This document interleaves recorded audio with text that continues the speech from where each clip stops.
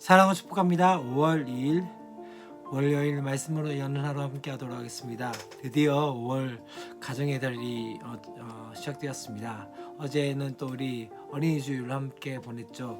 우리 초등부는 또 이제 코로나 이후 이제 처음으로 이제 많은 애들이 온 것 같습니다. 20명 정도의 애들이 왔는데 그래도 감사하고 또 기쁜 날이었던 것 같습니다. 또 아이들이 북적거리면서 참 감사한 날들이 되었던 것 같습니다. 이제 5월달 되면서 오늘부터 이제 실내에서만 마스크를 쓰게 되어지고 실외에서는 마스크를 벗어야 되어지는 그런 상황이 되어졌고, 이제 점점 더 이제 코로나의 상황들이 종식이 되어지고, 이제 포스트 코로나 곧 어떠합니까? 코로나 이후에 뭐 어떤 것을 준비해야 될 상황들이 되어진 것 같습니다. 어떻게 준비되어질지에 대해서 좀 고민들이 많이 있어야 되지 않겠나 하는 생각이 들었습니다. 특별히 교회가 어떻게 해야 될지, 또한 과거로 이제 돌아갈 수는 없다고 생각이 되었습니다. 곧 어떤 것입니까? 그때 그 상황이 좋았지라고 생각하지만 사실 그렇게 좋았던 상황들은 아니었던 것을 우리가 깨달아야 됩니다. 그때도 여전히 힘들고 어려웠지만, 이 코로나를 맞이하면서 또 힘들었지만 이제는 다시 그때로 돌아가는 것이 아니라, 이런 상황들을 통해서 우리 가운데 하나님께서 말씀하시는 그 은혜들이 무엇인지 다시 한번 깨닫고, 그렇게 다시 한번 우리의 상황들 가운데 어떻게 해야 될지에 대해서 다시 한번 고민하는 은혜들이 있었으면 좋지 않겠나 하는 생각이 드십니다. 또 오늘부터 우리는 마태복음의 말씀을 함께 묵상하게 될 텐데요. 오늘 우리가 함께 볼 말씀은 마태복음 1장 1절부터 17절까지 말씀입니다. 참 쉽지 않은 말씀 중에 하나가 이 말씀이지 않나 하는 생각이 드십니다. 사실 쭉 읽다 보면 어떻게 되어집니까? 창세기부터는 좀 쉽게 읽어가게 되어집니다.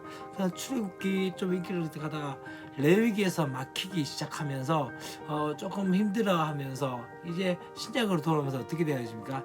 바로 이 마태복음 1장의 족보의 이야기를 통해서 우리 가운데 좀 성경을 통독하기가 어려운 그 상황을 만들 때가 있게 되어지죠. 그렇지만 이 마태복음 1장 1절부터 17절까지 말씀은 어쩌면 우리 가운데 많이 묵상하면 묵상할수록 더 큰 은혜가 있지 않나 하는 생각이 듭니다. 우리 친구들이 가지고 있는 묵상집으로는 마태복음 1장 1절부터 2절까지 그다음 6절과 16절 17절 말씀을 보게 될 텐데요. 자, 먼저 첫 번째 이야기한 것은 무엇입니까? 아브라함과 다윗의 자손 예수 그리스도의 계보, 족보라고 이야기한 거죠. 여기서 중요한 것은요, 첫 번째 시도가 바로 누구입니까? 아브라함과 다윗에 대해서 이야기합니다. 아브라함이 어떤 사람이었죠? 바로 믿음의 조상이라고 이야기하고 있고, 또한 어떤 것입니까? 아브라함과 맺었던 언약의 모습이 무엇입니까? 바로 하나님께서 이 아브라함을 선택하면서 어떻게 이야기합니까? 너는 복이 될 것이다. 다시 말하면 네가 너를 축복한 자에게 내가 축복할 것이고, 네가 저주한 자에게 내가 너를 저주하겠다라고 말씀하면서, 그렇게 말씀하시면서 너는 복의 근원이 될 것이다 라고 이야기하게 되었습니다. 그래서 이 아브라함을 통해서 이제 믿음의 조상, 믿음의 계보들이 계속적으로 일어나게 되죠. 사실 그럼에도 불구하고 그의 완성되어지는 부분, 바로 아브라함의 언약의 완성은 어디에 있을까요? 바로 예수 그리스도를 통해서 되어지는 것을 보게 되어집니다. 또 한 것은요, 다윗을 통해서 되어진 것은 무엇입니까? 하나님께서 이 다윗과의 언약을 어떻게 했죠? 내가 너희 집을 왕권을 영원하게 하겠다. 사실 그 왕권이 어떻게 되십니까? 어떤 상황이 되죠?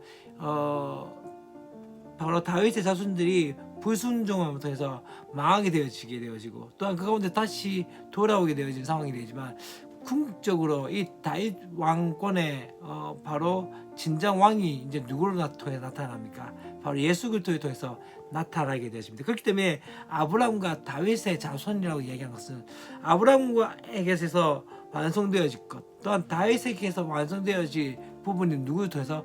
예수 그리스도를 통해서 나타나게 되어집니다. 이제 2절부터 쭉 우리가 읽어보면요, 17절까지 쭉 읽으면서 재밌는 것 중에 하나가 계속적으로 뭘 이야기하냐면 낳고를 합니다. 구약에서의 족보를 좀 보면요, 축구의 모습이 됩니다. 축구가 낳고로 변화되어지는 모습이 뭘까요?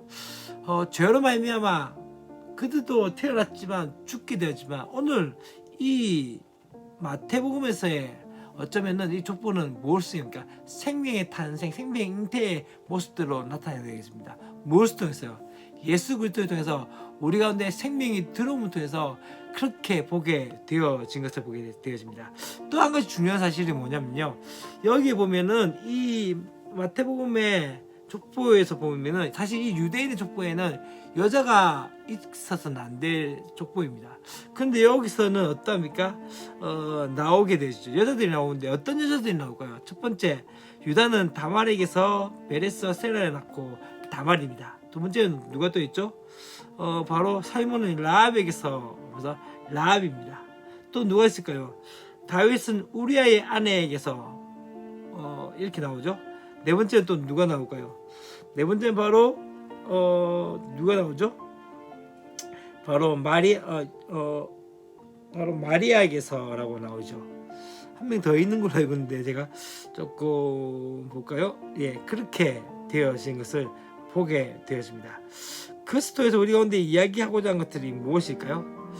여러분, 참 중요한 사실 중에 하나는요, 이 사람들이 어떤 사람입니까? 다말, 누구를 이야기합니까? 다말이 누구죠? 유다의 며느리였습니다. 바로 며느리에게서 누가 나옵니까? 베레스와 세라가 낳는 그런 상황이 되어집니다. 또 한 가지 누구를 이야기죠?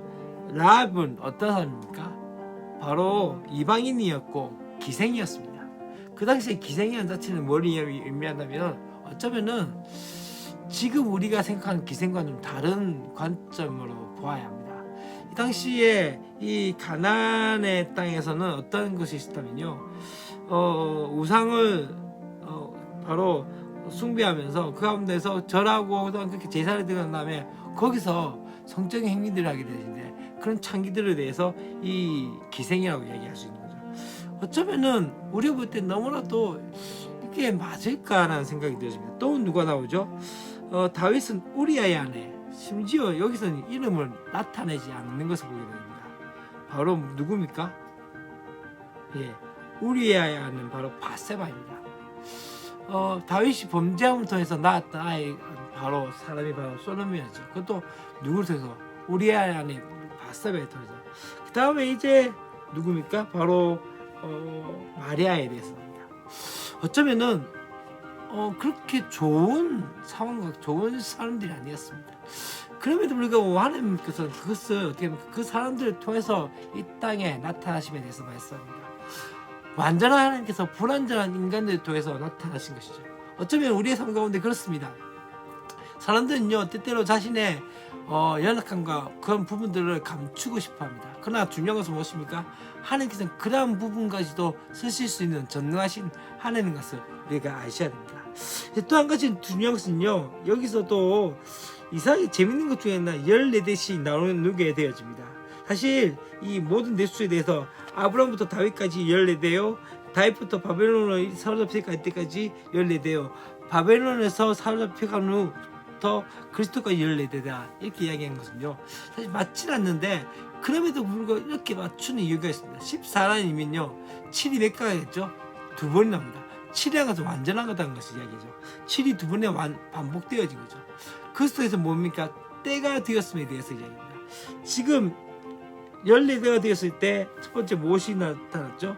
바로 아브라함부터 다윗까지, 다윗이 나타나게 되어졌고, 또한 다윗에서 14대가 지나니까 바벨론에서 사로잡혀가게 되어지는 모습이 됩니다. 그리고 오늘 또 어떻게 합니까? 잡혀가고 난 다음에 다시 14대가 되니까는 무엇이 나오죠? 진짜 구원자이신 예수 그리스도에 대해서입니다. 다시 한번 때가 되었다는 것을 이야기합니다. 사실 지금 아직까지도 유대인들은 누구를 기다리고 있죠? 메시아를 아직까지도 기다립니다. 마태복음은 유대인들을 위해서 적었던 복음서입니다. 이 유대인들을 향해서 지금 뭘 이야기합니까? 예수 그리스도께서 오실 때가 맞다라고 것을 이야기를 하는 것이죠. 그러면 어떻게 합니까? 지금 너희들이 기다리고 있던 메시아는 이미 우리에게 왔다라고 하죠. 아직까지 그것을 깨닫지 못하고 있는 이 유대인들을 향해서 그 이야기를 하게 되어진 것을 보게 되십니다. 오늘 우리가 그리스도에서 이제 이야기하고자 하는 것은 무엇입니까? 사랑하는 여러분, 첫 번째 이야기하는 것은 무엇입니까? 우리의 구원의 완성자가 되신 그 예수 그리스도를 바라보는 것들. 두 번째 무엇입니까? 복음을 통해서 우리 가운데 생명의 역사가 일어남에 대해서 이야기하고 있고, 또한 때때로 우리의 연약함과 부족한 부분들이 나타나더라도 하나님 그것을 우리 가운데 완전하게 쓰실 수 있는 전능하신 분이라는 것을 믿고 나가는 것이죠. 또 한 가지 무엇입니까? 우리 가운데 때가 되었습니다.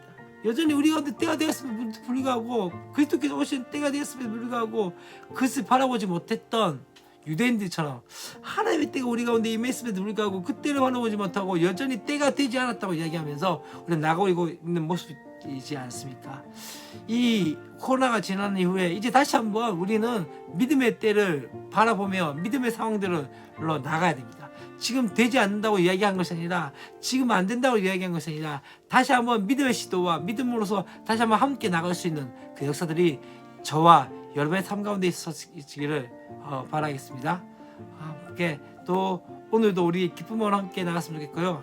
내일도 우리 다시 한번 말씀 가운데 특별히 이제 말씀을 바라보면서 예수 그리스도의 행적들을 우리 함께 살펴보면서 그 가운데 복음의 은혜를 나눌 수 있는 저와 여러분이 되었으면 좋겠습니다. 사랑과 축복합니다. 안녕.